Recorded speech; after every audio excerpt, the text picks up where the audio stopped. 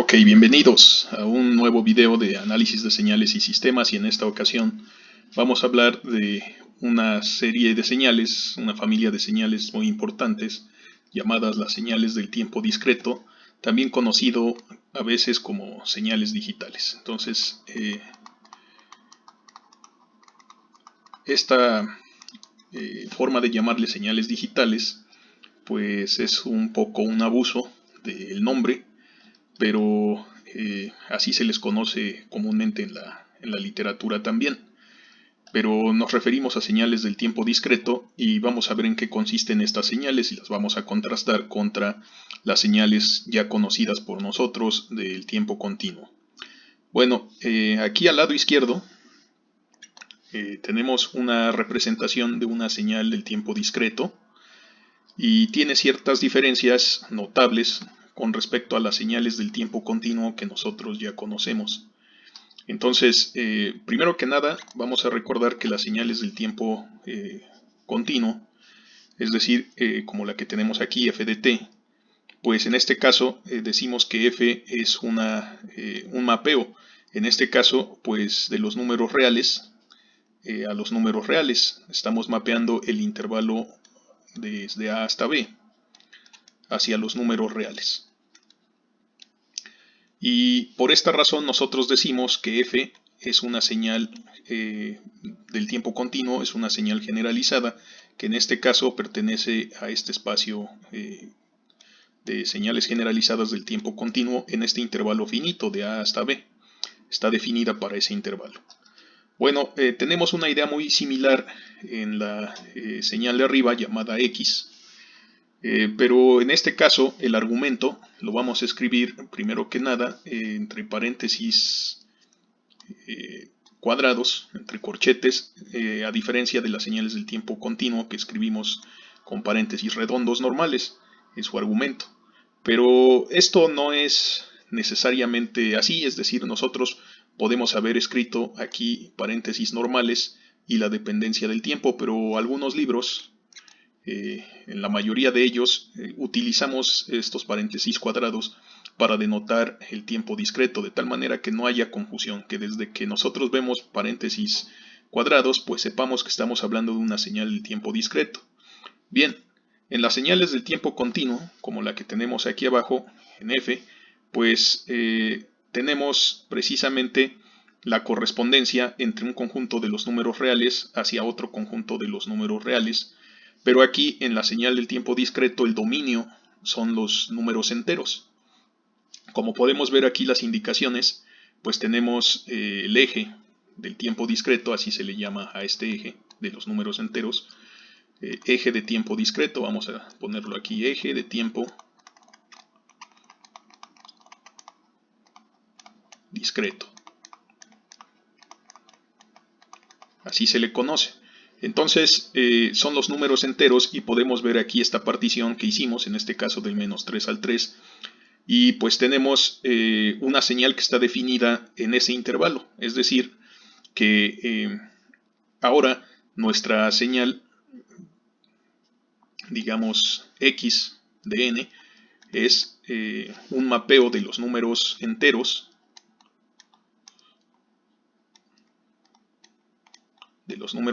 ¿en qué intervalo? Bueno, aquí como se ve en el ejemplo, de menos 3 a 3 en este caso, no necesariamente, es decir, puede estar abierto o puede ser todos los números enteros, o puede ser otro intervalo diferente, no tiene por qué ser simétrico, esto es para efectos del dibujo nada más. Pero el chiste es que los números enteros ahora son el dominio y los números reales o los números complejos, dependiendo si la señal es real o es compleja, igual que aquí, puede ser también los números complejos en la señal continua, pues es un mapeo. Entonces el rango de la señal, la amplitud de la señal son los números reales. Entonces, pensando en esa idea, vamos a asignarle números. A veces esta notación, como gráfica de barras, así se conoce, pues estila escribir el número de la amplitud correspondiente a cada instante del tiempo discreto. Entonces, no sé, vamos a pensar que aquí sea la amplitud del número 2, estas tres que son igual de altas, aparentemente, Vamos a pensar que esta sea el número 1 y aquí no lo sé, vamos a pensar el 1.4, aquí 0 evidentemente y aquí 0.8. Entonces esos son los valores que toma nuestra señal discreta en ese intervalo. A veces a estas señales discretas también se les conoce como secuencias. Y se completa el nombre con secuencias del tiempo discreto. Entonces, bien, otra forma de representar estas señales si no queremos hacer el dibujo, pues es rellenar una tabla. Entonces, por ejemplo, aquí vamos a poner cuánto vale x de n y aquí vamos a ver cuánto es n. Entonces, lo más fácil de rellenar es el dominio. En este caso tenemos de menos 3, menos 2, menos 1, 0, 1 y 2, 3.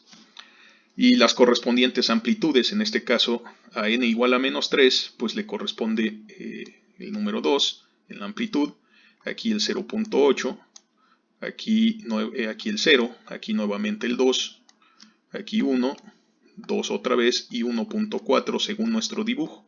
Entonces esta es una representación tabular de las señales del tiempo discreto. Pero esa sin duda no es la única forma de representarla. También podemos decir que x de n es de esta forma, en notación de conjunto. Aquí vamos a notar solamente las amplitudes. Sería 2, 0.8, 0, 2, 1, 2 otra vez, 1.4 y cerramos el paréntesis, bueno, las llaves en este caso, porque esta es nuestra señal del tiempo discreto. Pero hay que observar un detalle, y eso es que la muestra que está en 0, porque así se les conoce a estos valores de amplitud, vamos a llamarle muestras.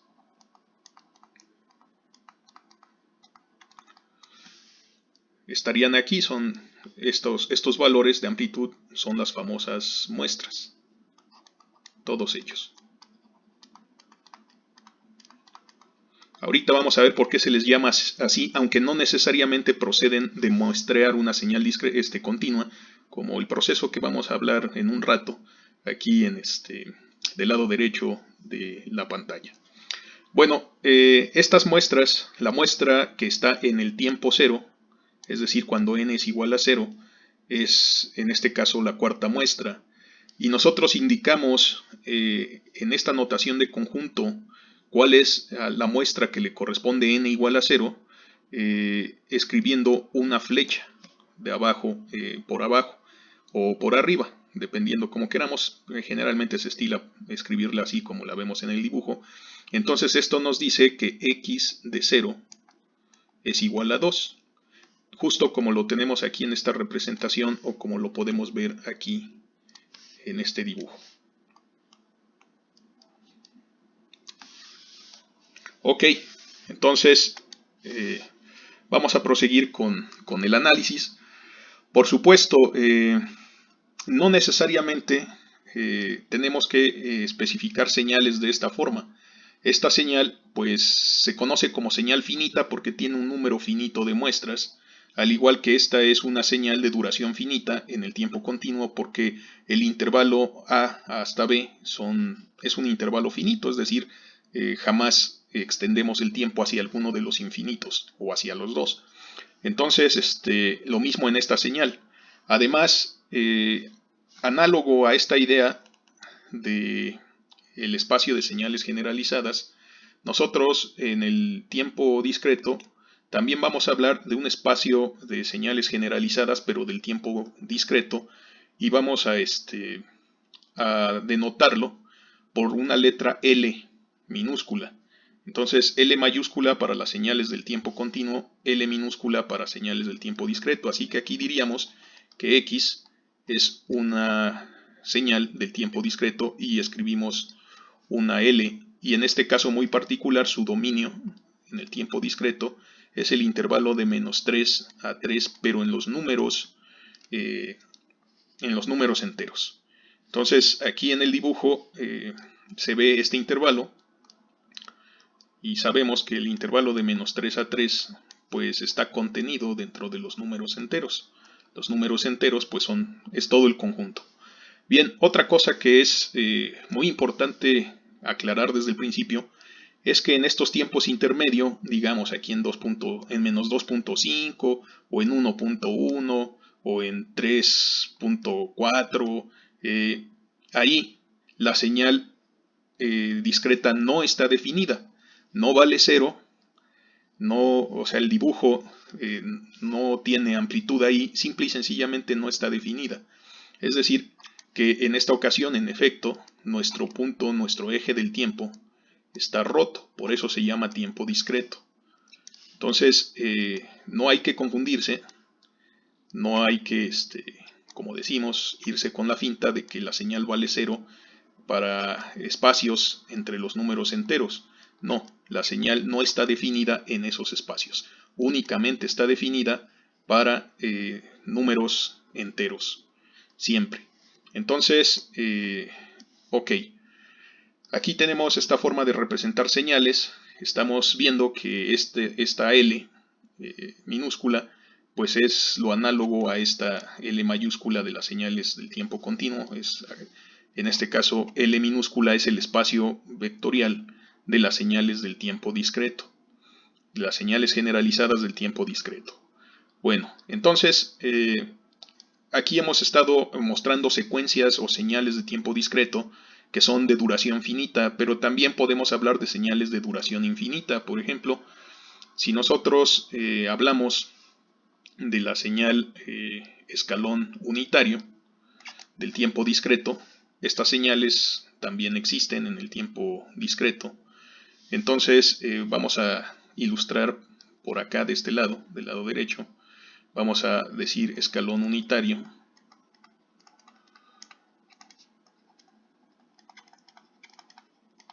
del tiempo discreto o simplemente escalón unitario discreto para abreviar. Entonces nosotros tenemos pues nuestros números enteros, una partición de los números enteros, tenemos el eje de la amplitud, tenemos aquí el eje de los números enteros, este es el tiempo discreto, y aquí vamos a graficar UDN, así lo vamos a representar. UDN es el escalón unitario del tiempo discreto. Y en este caso, pues, como ustedes ya se han de estar imaginando, pues vale 1 para valores no negativos del tiempo discreto y vale 0 para valores negativos del tiempo discreto. Entonces, imaginemos que la amplitud 1 está en ese punto. Aquí voy a trazar una línea punteada para que nos salga pues con la escala adecuada el dibujo. Pero esta línea gris pues desde luego no es no pertenece a la señal. Pero fíjense que parece que es la señal del tiempo continuo, sin duda. O sea, el correspondiente escalón unitario del tiempo continuo. Pero aquí vamos a establecer nuestra señal. Aquí pues tendríamos 1 para U de 0 es igual a 1, U de 1 es igual a 1, U de 2 es igual a 1, U de 3 es igual a 1 y así sucesivamente. Pero U de menos 2 es 0, U de menos 1 es 0 y así para todos los enteros negativos. Entonces esta es la señal escalón discreto, esta gráfica de barras en color verde. Entonces podemos dar la definición de escalón discreto, sin duda. Vamos a recorrer esta gráfica un poco hacia la izquierda para hacernos espacio y escribir su definición matemáticamente. UDN igual, pues esto es una traducción de lo que ya conocemos del tiempo continuo, ya se lo están imaginando, es 1 o 0, y es 1 para números enteros mayores o iguales que el 0, y es 0 para números enteros menores que el 0. Entonces aquí tenemos el escalón unitario discreto. Así también podemos hablar de el impulso unitario.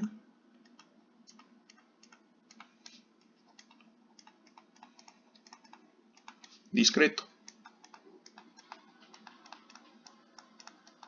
O del tiempo discreto. Bueno, aquí lo mismo, vamos a establecer nuestro eje del tiempo discreto y nuestro eje de amplitud en el tiempo discreto. Y vamos a hacer una partición de tal manera que aquí tengamos el número 1, aquí tengamos el número 2, etcétera, etcétera, digamos 3. Y este es el tiempo discreto, este sería 0, menos 1, menos 2, en fin. Bueno, aquí la idea es que el escalón unitario del tiempo discreto vale 1, no infinito, en esta ocasión sí hay una diferencia sustancial, vale 1 cuando el tiempo es igual a 0, entonces aquí vale 1. Hay que recordar que si usamos esta convención de escribir los valores de la amplitud en la secuencia discreta, para el escalón unitario tendríamos 0, 0, aquí un 1, otro 1, otro 1, otro 1. Aquí tenemos un 1 para el tiempo, para el impulso unitario. Unitario. Ahí está. Entonces, aquí tendríamos muestras iguales a 0. Entonces aquí vale 0, 0, en 0 vale 1. Aquí otra vez vuelve a valer 0 para valores positivos de n. Entonces a esta señal le llamamos delta mayúscula de n. Se llama impulso unitario del tiempo discreto. Su definición matemática pues es de esta forma, es 1 para n igual a 0 y 0 para n distinta de 0. En esta ocasión pues no es como la delta de Dirac o impulso unitario del tiempo continuo, que alcanza un valor infinito, siempre vale 0, alcanza un valor infinito pero con área unitaria. Aquí eso ya no sucede, esta es una correspondencia de los números enteros a los números enteros, es decir, en este caso, esta delta de Dirac pues, es una señal ordinaria, ya no es una señal singular, mapea los números enteros hacia los números reales sin problema. Entonces, tenemos esta señal delta mayúscula, impulso unitario, pero así como delta de t, nosotros le llamábamos también delta de Dirac,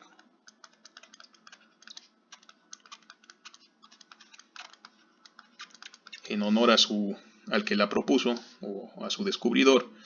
Aquí esta delta de n pues recibe un nombre similar, pero en honor también a la persona que la propuso. Se le llama delta de Kronecker.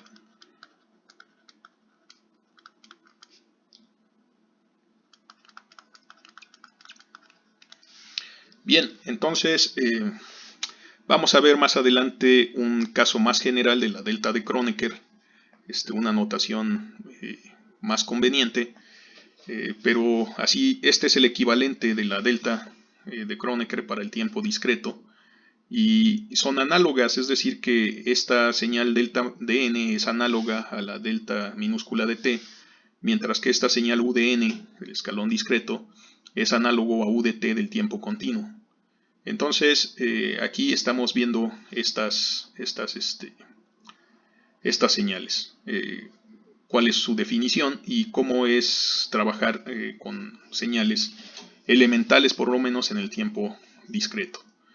Bueno, pasemos aquí a la parte superior derecha de la pantalla para notar que nosotros tenemos una señal roja continua, es una señal del tiempo continuo, es decir que f es una señal del tiempo continuo, pero vamos a definir muestreando esta señal, así se le conoce, es decir, vamos a dejar transcurrir un periodo de muestreo y vamos a medir cuánto mide la señal cuando t es igual a t mayúscula. Después vamos a dejar transcurrir otro periodo de muestreo. Si nos damos cuenta, la separación entre todas estas líneas de color amarillo, estas líneas verticales, pues siempre es t mayúscula, y en este caso t mayúscula se le conoce como periodo de muestreo.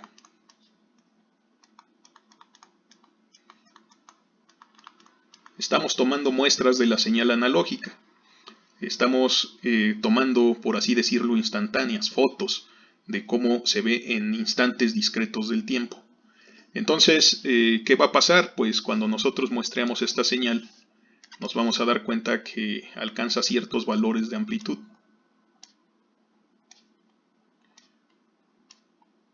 ¿Cuáles serán estos valores?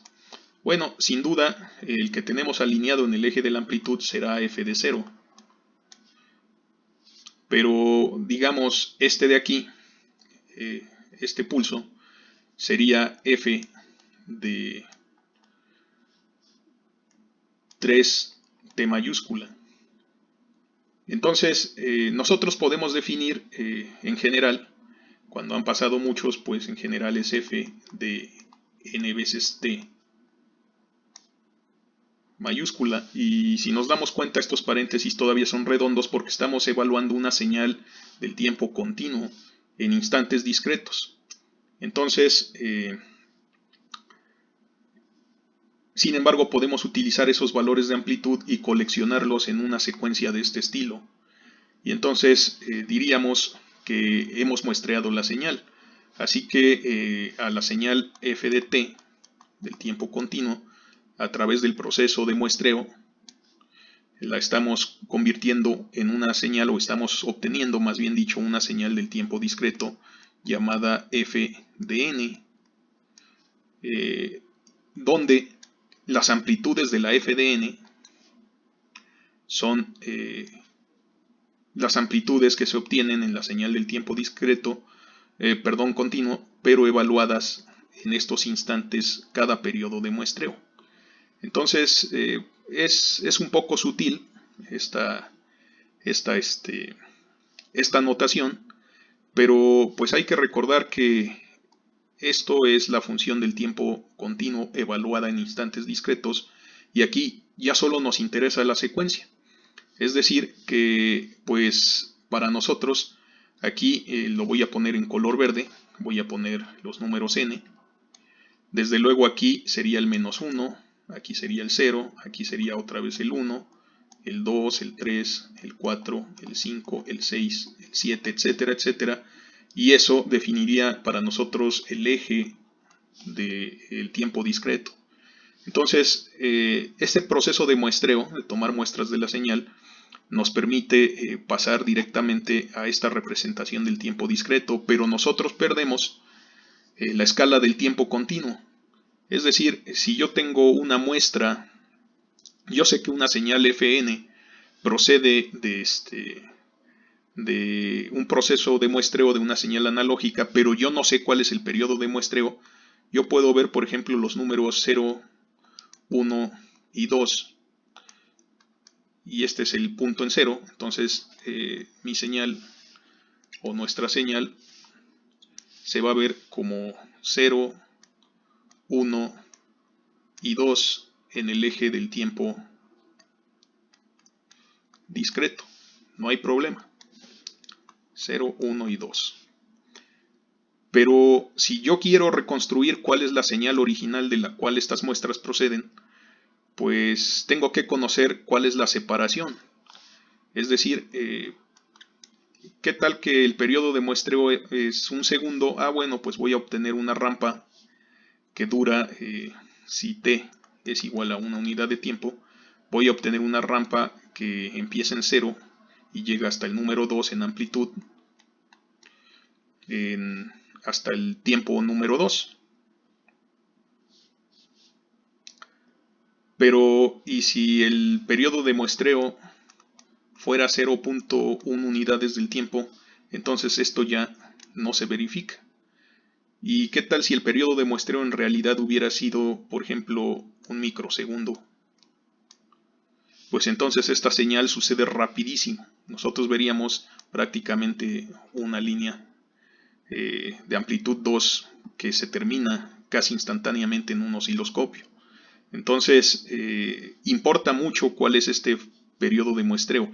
Es decir, que sí podemos hacer nosotros el muestreo, pero si nosotros no guardamos la información de cuánto es el periodo de muestreo, después no podemos regresarnos. Es decir, hacia acá pues nos falla el proceso. no podríamos reconstruir la señal la señal continua a partir de la señal discreta sin el dato del periodo de muestreo. Además, otro fenómeno que sucede es que si yo tengo las muestras de esta señal, vamos a imaginar que de momento pues no sé exactamente cómo es esta señal de la cual procede. Aquí la voy a conservar porque pues ya la conocemos, es esta señal roja. Y sin embargo podríamos pensar, bueno, vamos a hacer una aproximación aquí en naranja, una aproximación poligonal, una interpolación lineal entre las muestras, y si hacemos eso, obtendríamos líneas rectas que conectan las muestras entre sí de esta manera, y si podemos observar, pues realmente se parece mucho a la señal roja, ciertamente. En este caso coincide con nuestra señal original mucho, queda muy cerca. Pero, ¿y qué tal si nosotros hubiéramos obtenido estas muestras? Como no sabemos, como no tenemos la señal original, solo tenemos sus muestras, ¿qué tal si nosotros hubiéramos sacado las muestras de la señal azul, que tiene esta forma de evolución en el tiempo? Y llamémosle a esta G de t. Si nosotros nos conformamos con la interpolación lineal, pues nos va a fallar nuestra reconstrucción. Después de todo, la señal anaranjada, que se parece mucho a la señal roja, pues tiende a ser f de t más no g de t. Entonces a este fenómeno se le llama alias o aliasing en inglés, ¿verdad? Entonces, ¿por qué se le llama alias? Bueno, alias siempre lo utilizamos cuando le ponemos un sobrenombre a una persona. Entonces, vamos a imaginar que conocemos a dos personas diferentes en diferentes círculos sociales, pero ambos son nuestros amigos, por decir Pedro y Juan. Pero ambos tienen un apodo y es que les digamos, no sé, a los dos les decimos el Chavo.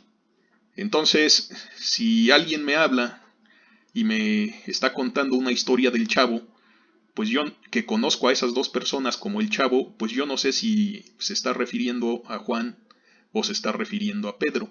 Es decir, aquí, si nosotros tenemos las muestras amarillas, la señal del tiempo discreto, ese es el apodo de la señal, ese es su alias, pero no sabemos si se está refiriendo a la señal azul, G de t, o se está refiriendo a la señal roja, F de t, y noten que además el problema pues tiene múltiples escalas, porque pues nosotros podemos definir muchas otras señales, ¿verdad?, que tengan el mismo alias.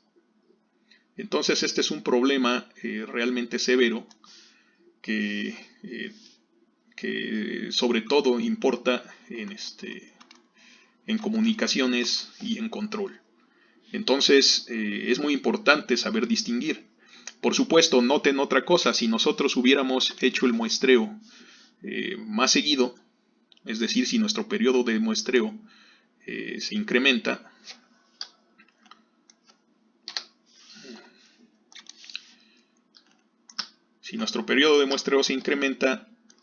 a lo mejor incluyendo las señales amarillas, desde luego las muestras amarillas, pues no nos va a quedar duda que nos referimos a la señal azul y no a la señal roja, ni tampoco a la señal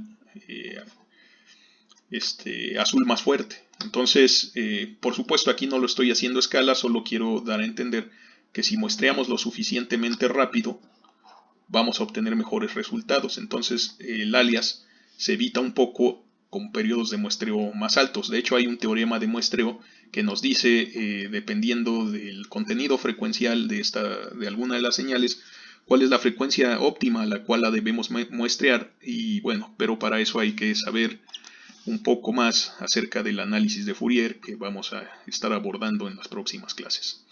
Bueno, antes de que este video se haga muy largo, vamos a decir también lo siguiente. Vamos a hablar de los sistemas lineales e invariantes en el tiempo.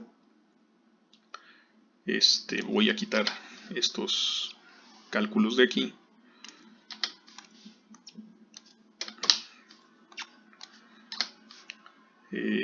Antes de decir eso, también hay que notar que nosotros podemos definir alguna señal, por ejemplo y de n, como por medio de una fórmula, por ejemplo e a la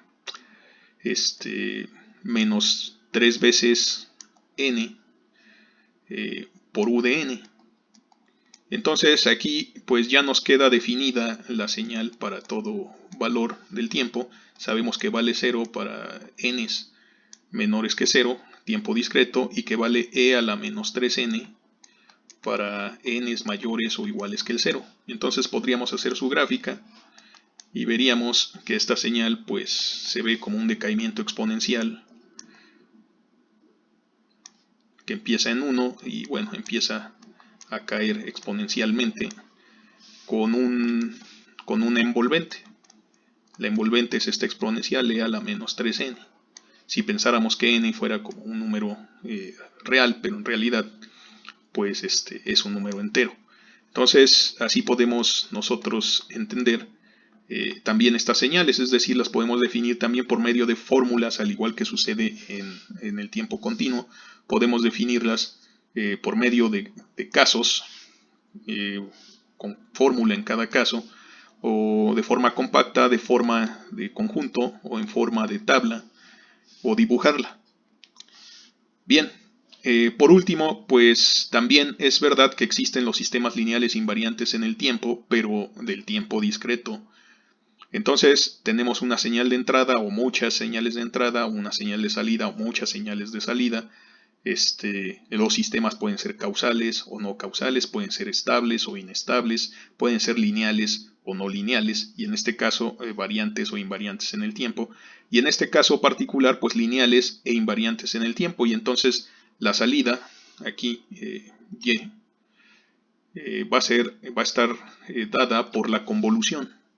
Pero la convolución del tiempo discreto se parece, pero no es igual, no es una integral, es ahora una suma desde m igual al menos infinito hasta el infinito de, en este caso la entrada por la respuesta al impulso, y en este caso esta es la respuesta al impulso, h de n es la respuesta al impulso unitario, ¿verdad? Si nosotros aquí hacemos que x de n sea la delta de n, pues la salida va a ser h de n. Lo mismo que sucede en los sistemas lineales invariantes en el tiempo, con su respectiva delta de Dirac y su respectiva h de t en el tiempo continuo. Bueno, entonces la integral de convolución es ahora una suma. La suma de convolución es la convolución entre la entrada y h. Entonces aquí sería x de m. Fíjense que m es como si fuera la variable tau en la integral. Y aquí pues h de n menos m, porque n es el análogo del tiempo, m es el análogo de tau.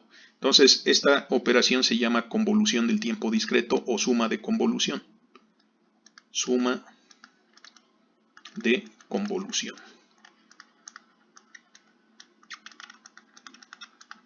Es esta de aquí. Ok, hay semejanzas en el tiempo discreto con el tiempo continuo. Entonces, a estos sistemas pues se les llaman sistemas del tiempo discreto o sistemas discretos. Entonces son sistemas discretos. Muchas de las cosas del tiempo discreto son traducciones directas de lo que sucede en el tiempo continuo. Pero no hay que confundirnos, también hay cosas que son completamente diferentes y en general es un poco más difícil trabajar en el tiempo discreto que en el tiempo continuo. Desafortunadamente las computadoras no conocen el tiempo continuo y todos los datos de las computadoras digitales pues son de este tipo, son vectores, localidades de memoria. Las computadoras toman muestras, leen los sensores cada determinado intervalo de tiempo, no lo leen en todo un continuo, toman instantáneas cada microsegundo, cada milisegundo, cada nanosegundo, depende de la capacidad del equipo de cómputo, pero siempre van a ser señales discretas, de ahí que se les nombre digitales. Vamos a ver que, bueno, en este curso no, pero en un curso de procesamiento digital de señales se ve que el término digital no se le aplica a una señal discreta, sino hasta que cumple con un proceso de cuantización y un proceso de aproximación a valores de la resolución del sistema, porque también las computadoras no pueden representar el rango, no pueden representar un rango para los números reales. Los números reales pues varían infinitesimalmente. Las computadoras tienen una resolución finita. Bueno, más adelante en otro video vamos a ver cómo se obtiene el modelo de un sistema discreto en términos del análogo a las ecuaciones diferenciales, que para el caso del tiempo discreto se llaman ecuaciones en diferencias. Entonces vamos a ver eso en un video posterior. Por ahora pues creo que es más que suficiente en este video. Ciertamente la pantalla nos quedó ahora bastante sobrecargada, o a lo mejor no, a lo mejor así siempre le hacemos y no me doy cuenta. Bueno, espero que este video les haya gustado y haya sido útil. Si les gustó, no se olviden darle like y suscribirse para que les llegue rápido la notificación de más videos. Entonces, también cualquier duda o comentario me lo pueden dejar aquí en YouTube o en Classroom. Bueno, eso es todo por esta ocasión y nos vemos en el próximo video.